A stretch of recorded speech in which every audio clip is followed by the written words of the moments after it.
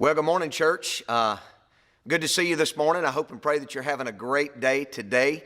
I'm thankful to be in this sanctuary, thankful that we've had the opportunity to be in here a little bit over the last few weeks, worshiping the Lord together. And I'm also thankful that the COVID-19 is on the decline and we can start getting things back to normal. And so what I want to do right now is I've got my phone here, got all my little bullet points on it. I want to try to give you some instructions of how we're going to do church this coming up Sunday, which is phase 2, week number 2. I do realize that many of you have you've grown a little bit impatient. You're ready for things to get back to normal, and I am too. But we still have to be a little bit cautious, particularly for those who are still a little bit nervous about the COVID-19. And so I want to just share with you how we're going to kind of do church this coming up Sunday. First, let me say this, because I want to make sure that we always remember this during this crazy season. Listen, if you have a fever or if you're feeling sick, I mean, it's just like it is with the flu. If you feel bad, then just stay at the house. All right, you don't have to be here. You can watch it on Facebook. That's perfectly fine. We just don't want you to spread anything if you are sick, or whether you have the flu or the COVID or anything. So we want to ask you to be careful about that. If you've been around someone who has had the COVID-19, and then we certainly want you to be very cautious about that and stay at home and just make sure that you're not sick and that you don't have it.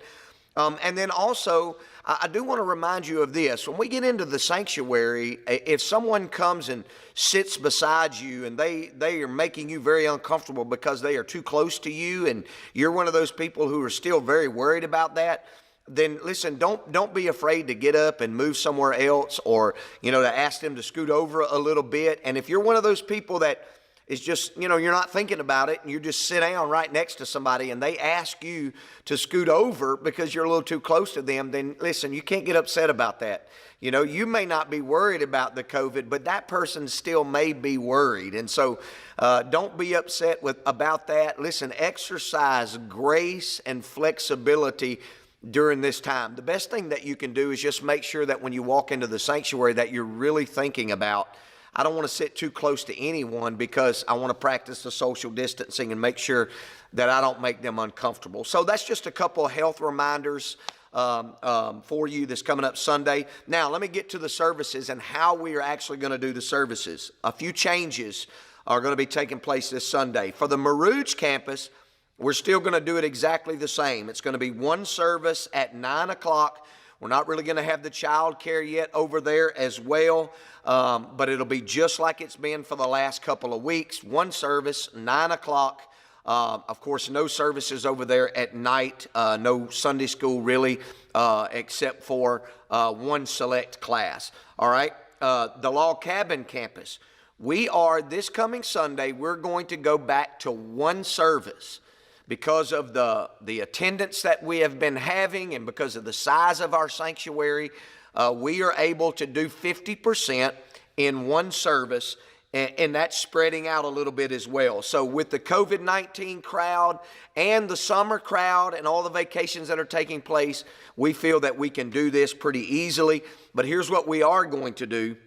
We are going to have an overflow room in the old sanctuary, which is now the youth room, to where you can watch it on the screen. So if we get to the point we get too full, we'll begin to drive people over there. Or if you're one of those people that says, okay, we're going to one service, that's going to make it a little bit tighter, it makes me a little uncomfortable, then here's what we're going to ask you to do. If that's the case, then just go over to the overflow room with those people over there, and it'll be a lot less crowded. And so that's something that'll help keep you safe if you're still very concerned about the COVID. We're not going to have child care, children's activities, and stuff like that this week. We are working toward implementing all of that stuff very soon, but we're having to make a lot of contact with workers.